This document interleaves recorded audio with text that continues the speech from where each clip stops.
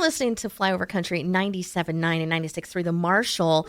We are NWKS Radio. I am Kristina, and on the phone with me today, I have country artist Tanner Sparks. Hi, Tanner. How are you? I'm doing fantastic, Kristina. Thank you for having me this morning. Hey, you're welcome. Now, Tanner, tell us a little about you. Who's Tanner? Where are you from?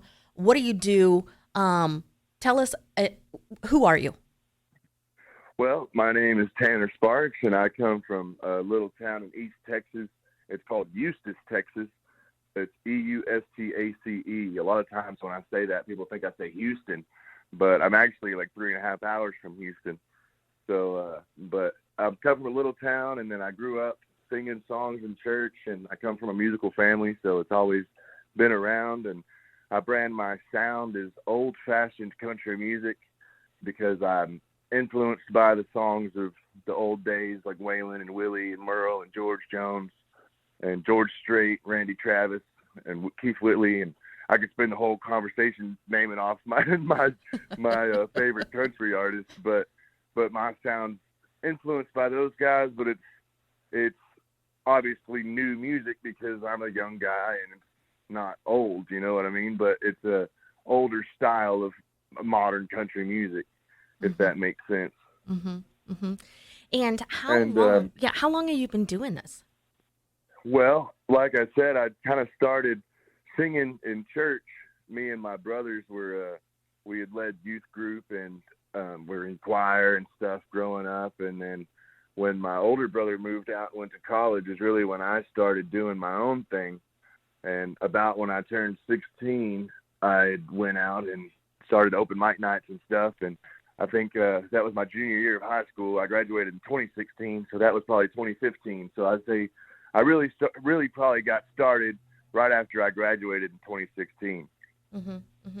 And how? I mean, how do you get into the business? I mean, it's just, groundwork, hard work. Is that what you do? Just pound the pavement?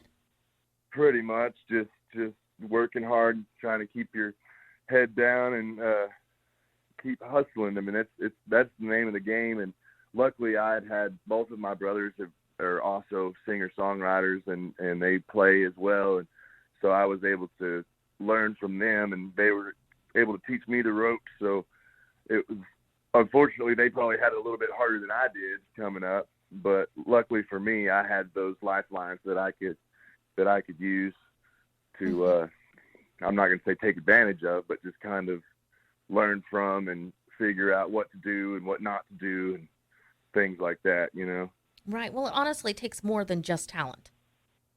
Exactly, and that's the main thing. It's a lot of time, a lot of money. I hate to say, but a lot of money goes into it, and because you gotta, not only do you have to have a song to promote, but you've got to have the marketing behind it if you want to get anywhere with your songs. Mm-hmm. But it's one thing to do it for the love of music is what we all get into it for, and then if you want to try to take the next step to get it to where your music's also paying your bills, it's also a business as well, and that's kind of where I'm at these days, is getting a little bit more business savvy than I was in the past.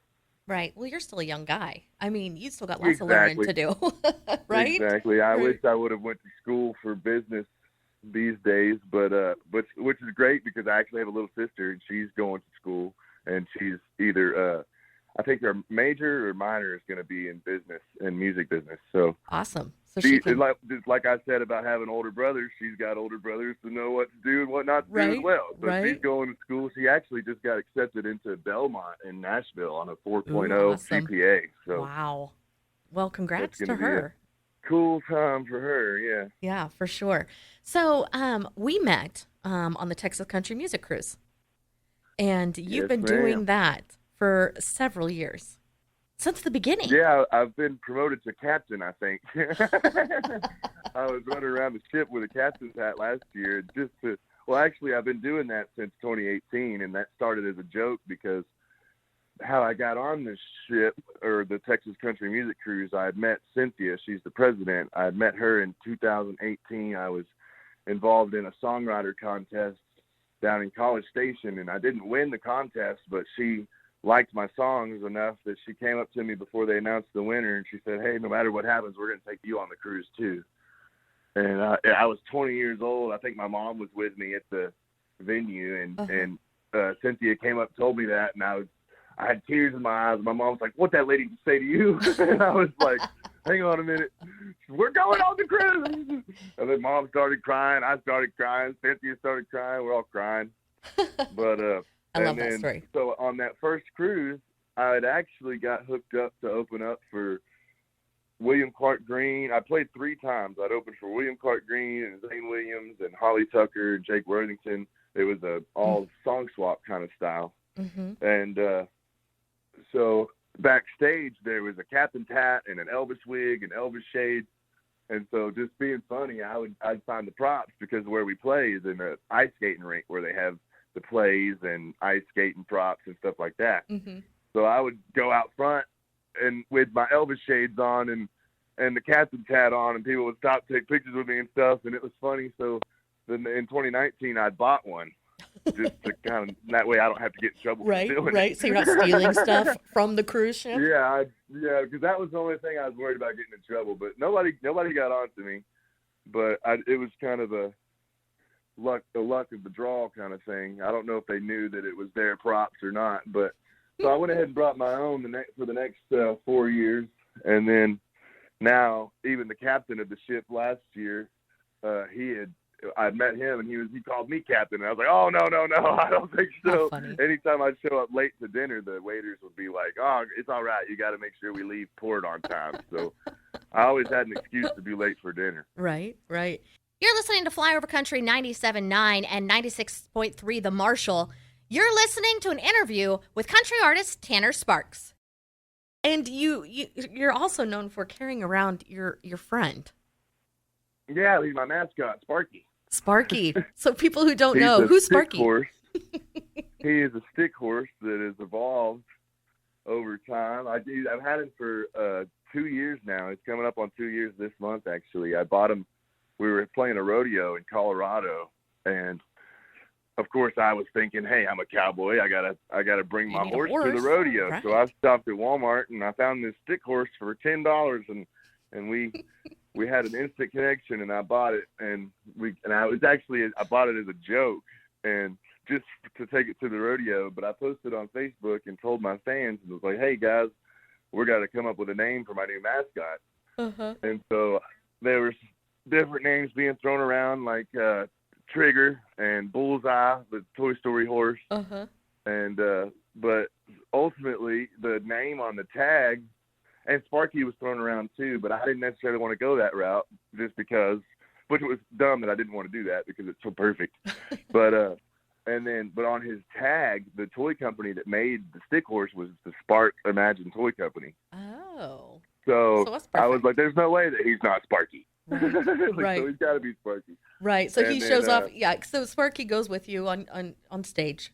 He goes with me on everywhere, pretty much. I mean, not everywhere, but anywhere that my band goes, Sparky's there too. He's our hype man. Right. And so, but the reason that I kept him and it became an actual thing is because when we got back to Texas from the Colorado trip, we stopped in Wichita Falls to fuel up the bus, and I was going to get snacks, and I'm walking back out to the bus, and I hear, Tanner! And I'm like, who the heck knows me here? Right. And so I turn around, and it's somebody that knows, a fan of ours, and they're like, I want to take a picture with Sparky. And I was like, oh, okay, well, that's got to be a real thing now. Right. So that's ever hilarious. since then, we've made a point to try to take him everywhere with us, and then he's a hit on the cruise. He actually transforms into a seahorse on the cruise. But and it turns in, I've committed permanently because 2 weeks ago I inked myself up with a Sparky the Stick Horse tattoo. Oh boy! I don't know if you've seen that on Facebook. No, I have not yet. Yes. Yeah, I'll have to send you a text and you can post it on Facebook or something when you post ours. Yes, that's hilarious. I love it. That'll be great. That will be. You're listening to FlyOver Country 97.9 and 96.3 The Marshall. You're listening to an interview with country artist Tanner Sparks. So Tanner, tell me about your new music. You've got a couple new releases, and you've got a new album coming out in October, right? Yes, ma'am. And It's a I've big heard, year for music for us. yes, it is. And I've heard, I mean, I know Blank Check, that's the one I know of. Is that the one that you released in the spring, your new single? Yes, ma'am. We had put that one out, and on May 10th we had released it, and we're pushing it to radio, and that's the one from the record that we're really trying to get behind first. And then we've also got a couple new singles that we've just dropped. We released the title track to the album, which is called Some Kind of Crazy. We put it out in April, and that album is actually coming out on October 4th, as everything goes to plan. And then we just released a single called California the first week of June. So we've got another one coming the first week of July called His and Hers. Oh, so wow. y'all keep an eye out. We got music coming at you all year long. Right, you're just dropping them left and right. Now, Tanner, do you write your own songs? Yes, ma'am. I'm pretty sure every song on this record, except for one, I wrote, and the one that I didn't write was written by my older brother. That's awesome. So how do you come up with ideas? I always ask artists, like, how do you come up with ideas? I mean, I guess people who aren't as creative and they aren't musicians, we're always wondering, like, how does that even come to you?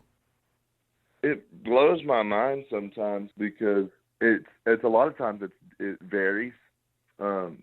The other day I wrote a song called $43, and I woke up early, like 9 in the morning, and I just had a tune in my head, and it was, I got $43, and I was just singing that walking through the kitchen, and I was like, well, that'd be a pretty cool song. And then I got to thinking, and it kind of opened up, it got my gears turning, and I was thinking about how I could write a song about how I would budget that $43 to get through the rest of my work week until I get paid on Friday or whatever. Right? That's awesome. And I hope I hear that one. So it's a cool little tune. I'm not quite finished with it yet. There's still some things that need to be worked out on it, but it's a neat little, and lately I've been doing a lot of storytelling songs kind of like that. Mm-hmm, mm-hmm. And then for Blank Check, that was actually one of those visual things. My wife came home from work one day and she smashed a buzzard in her car, and it smashed and it shattered her windshield. And we had to get a new windshield for her. So I took her to work one day in my van and dropped her off, and she said, I left a blank check on the coffee table for the window repair guy, and just whatever it is, just write him a check for it. And then, so I was like, all right, that's cool. So I went home, and I was picking on my guitar trying to write a song, and I was looking at that blank check, and I was like, man, I wish I had a blank check. And I was like, oh, that's a pretty cool idea. And so then Blank Check came out of that. That's awesome. A lot of times I do my writing when I'm driving, or at least I get my ideas when I'm driving, and then I'll try to record it, and then write on it later when I have a guitar or have some time. So does the words come first before the tune? I mean, before the music? I mean, is that... It just depends. A lot of times when I don't have a guitar, I'll sing the words in a tune. And then when I can get a guitar, I'll figure out what the chords are to that tune and whatnot. So for me, and it's funny because when I do co-writes, like I sat down to do Jeff Canada's podcast yesterday, and we were going to write a song, but we ran out of time to do it. But we could talk too much. As you can see, I like to talk. Ain't nothing wrong with that. I was going to ask him his writing style, because everybody's different. Like some people don't even put music to it until some people would write poems, and then they'll put their poems to music. And so it's the way I like to do it. I like to do it all at once, kind of. It's a weird deal, but I like to have my ideal process is to have the music, have the guitar, think of the words at the same time. But when I write like that, I'll figure out what tune I like on the guitar. I'd be like, ooh, that's pretty cool. Let's write to that. But if I'm in the car and I don't have a guitar, then I'll hum a tune, and then I'll be like, ooh, let's come up with some words to that. But a lot of times when my words come first, it's a phrase that comes to me, and then I can build around it like a puzzle. You're listening to FlyOver Country 97.9 and 96.3 The Marshall. You're listening to an interview with country artist Tanner Sparks. So we talked about this. I saw you on the Texas Country Music Cruise, so I've seen you perform. And Tanner, I got to say, you have like the time of your life up on that stage. You look like you're having the time of your life. Thank you so much. I mean, do you feel that way? It's a lot of fun, yeah. I have a lot of fun playing, and I try to just have a lot of fun in general, because life's too short to not have fun. And Amen. Especially on that cruise, I hardly get any sleep that week because I'm a kind of guy that don't like to miss nothing. Mm-hmm. If you noticed, I was at every show and Mm-hmm. I tried to be at every poolside jam. Or it's hard because there's 15 different bars on there and so many different activities, and I try to be at all of Right, them. right. And that's what everybody's But like, hey, how was your vacation? I'm like, what? I really need like a vacation from my vacation. oh yeah, no kidding. It's not much of a vacation when you're. But I love it. That's probably my favorite gig that we've got so far, and I've been blessed to be able to do it annually, Mm-hmm. and not very many. I think just been me and Darren Morris. I Yep. think has been on every cruise so far. Mm-hmm. And that was the So one thing I had talked to Darren, and I had said the same thing to him. But you guys were at everything, and I love to see that because I think it's great that artists, you support your other artists. I mean, it's not a competition. and that's what I love about the cruise, and it's not just the cruise. It happens like a lot of these. That's what I love about playing festivals and stuff because it's hard to get out and see your friends just when they're playing a marquee show because you're Mm-hmm. also playing a show down the street or something at the same time. So it's tough to be able to go out and do that kind of thing. But when we're all on the same bill, like I was able to play a festival with Bree that wasn't the cruise for the first time because me and Bree have done the cruise I think 3 times together. Uh-huh. Bree Bagwell, Uh-huh. and so we had done my first land festival was Outlaws and Legends Festival this year in Abilene, Texas, and Bree was there. And she played, I think, at 4 p.m. and I was the very first band. I played at 10:30 or 11 Uh-huh. a.m. But she woke up and she made a post and came out and watched my show and made a poster on her fan page. It was like, Yep. hey guys, make sure y'all go see my friend Tanner. I And that know. meant the world to me just because it's just one of those things. It's cool the friendships that you make and people that you look up to that become friends, and Right. Right. Well, that's the one it's thing. really neat. And you mentioned Bree, and I've met her too several times, and she's just the nicest person. I She mean, is. She's sweet. yeah, you just you would make friends with her no matter what. She's just one of those Oh people yeah. that's just a sweetheart. And I guess I noticed that a lot about Texas country music artists is just everybody's so nice. There's a lot of them that are very, very, very easily approachable, and like even if you've never met them before, if you see them at the awards or something, they're easy to go up to and talk to because you feel like you've already met them. Like Hmm. Jarrett Ray Reddick's one of those guys. Oh my gosh, the Um, nicest. Yes. I had met him at the award show for the first time last November, I think it was, and I'd never met him before, but I went up and I introduced my wife, and I was like, Jarrett.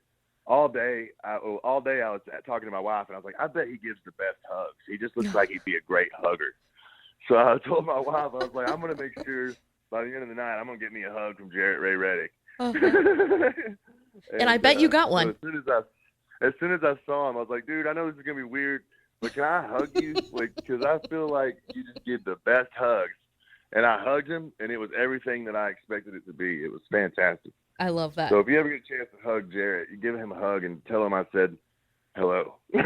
I will. I'm actually talking to Jarrett Oh, next thank week. you. I actually next week I have an interview with Jarrett. Isn't that funny? Oh yeah. Well, tell him that I say he gives the best hugs. I will. I'm going to say that because I'm going to be like, I think I need a hug. So when am I going to see you? Yeah. I'm gonna have to start telling people to go up and hug Jarrett and go, hey, tell him Tanner sent you. Right. They'll get a free hug. Right. It's not going to be awkward or anything, Tanner, that everybody's wanting to hug Jarrett for you. He might not like me anymore after he gets all these hugs. He could be like socially awkward, not like to be touched or something, and I'm Right. making everybody go hug him. Right, exactly. Well, I'm so excited. And where can they find you, Tanner? Where can they find your music? Where Well, can the they find you? best place to find the hub, I guess, to say is to find me. It would be my website. It's tannersparksband.com. And I've got my calendar on there of the dates that we've got. And I've been doing a lot of acoustic stuff and a lot of acoustic trio stuff, which has really been cool this year because we've been able to do a lot more intimate venues. And I've got Weston and Lee, my lead guitar player, my steel guitar player. They come up and we do a trio set, and it's really neat. And then we've got full band dates on the calendar as well. And I believe that we're actually going to be playing the big, I don't know if it's a street dance or what it is, but at the Texas Country Music Awards in November, we'll be playing the free concert on the big stage in Stockyards. Ooh, awesome. So that'll be neat. And so it's going to be a great year. We actually just got back from CMA Fest. We did a couple of jams up there during CMA Fest. And then, of course, we've got 2 cruises this year. We've already done one, and then we've got one in the fall. Mm-hmm. But you can also find me on Spotify and iTunes, anywhere you stream your favorite music. I'm on YouTube and TikTok and Facebook. Basically, anything you can get to, I should be on there. And if I'm not, let me know. Right. And Tanner is obviously a hugger. So if you see a very tall guy, young guy, with long hair carrying a stick horse, ask Tanner for a hug. Yeah. I'm a hugger. I do like to hug, and you can take a picture with my stick horse if you'd like. And, I mean, it's a funny deal. I didn't know that it would be. Well, Tanner, if you're ever in Northwest Kansas, make sure you stop by our studios in Colby, Kansas, and say hi. We're right on Interstate, so if you're headed to Colorado and you're on Interstate 70, you better be stopping and let us know that you're coming by. And say hi to us. We would love to have you stop by. Everybody, check out Tanner Sparks' music. He's got lots of stuff dropping. He's got a new album coming out in October. He's a fun guy, and we love his music here. Thank you so much for talking with me, Tanner. I'm going to play your song "Blank Check" right after this interview. So why don't you introduce it right now? All right. This song's called "Blank Check," y'all. It's by Tanner Sparks. You're listening to FlyOver Country 97.9. It's a hard road to hoe for a working man, and it's hard to make a living when you're living as fast as I am. Payday comes quick, but the money goes quicker. Had just enough cash for my bills and some liquor. Now my bank account's in the negative again. If I could find a blank check, I might buy a new Corvette. I might buy a new house with a yard and a boat and a little bit of respect. They say money can't buy happiness, but it'll get you out of debt. Yeah, it'd sure be cool if I could find a blank check.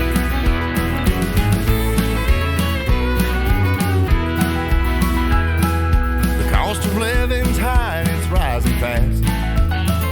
Selling your soul or trade a pot of gold for a tank of gas.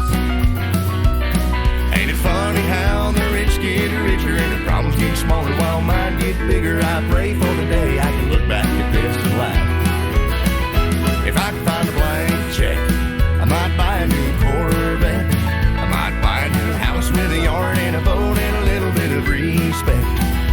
They say money can't buy happiness, but it'll get you out of debt. Yeah, it'd sure be cool if I could find a blank check.